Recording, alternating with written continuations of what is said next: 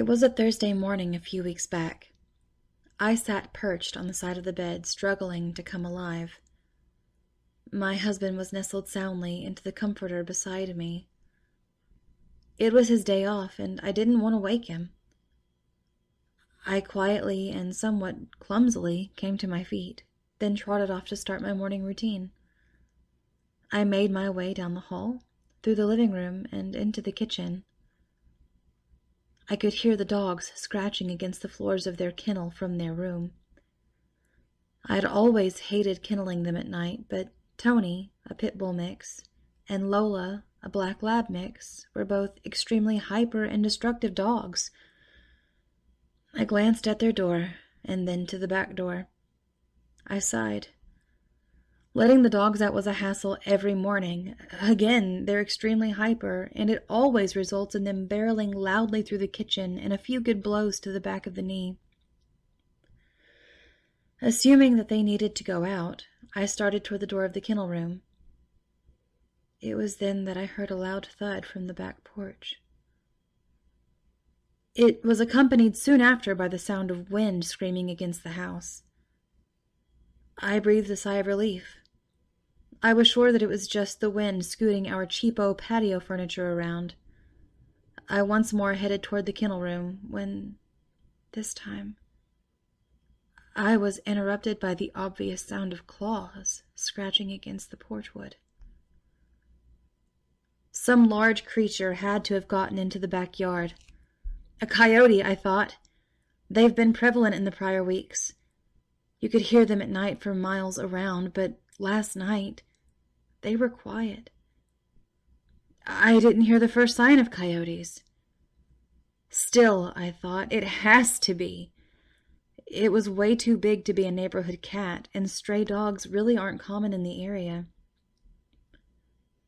Not wanting to take my chances with whatever was outside, I swiftly entered the kennel room to set the dogs on the unknown creature. But I was surprised to see that the dogs were already out of their kennels.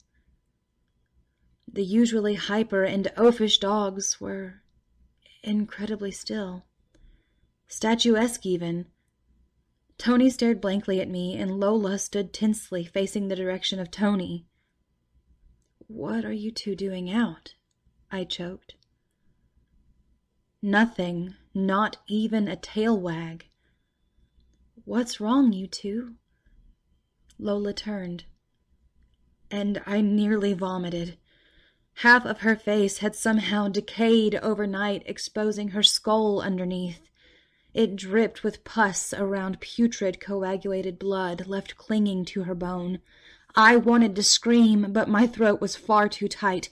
As I looked on in horror, I saw that the hair on the rest of her body was falling out in chunks, leaving behind rotten, scabby skin. I instinctually stepped back to distance myself, but when I did, Tony stood up, revealing that his back legs were nothing more than torn, necrotic skin over exposed bone. They remained silent. The only sound was that of my heart racing in my chest. And then, a bark. From outside. It was Tony's bark. I had forgotten to let the dogs in the night before. Upon this realization, I made a mad dash for the back door.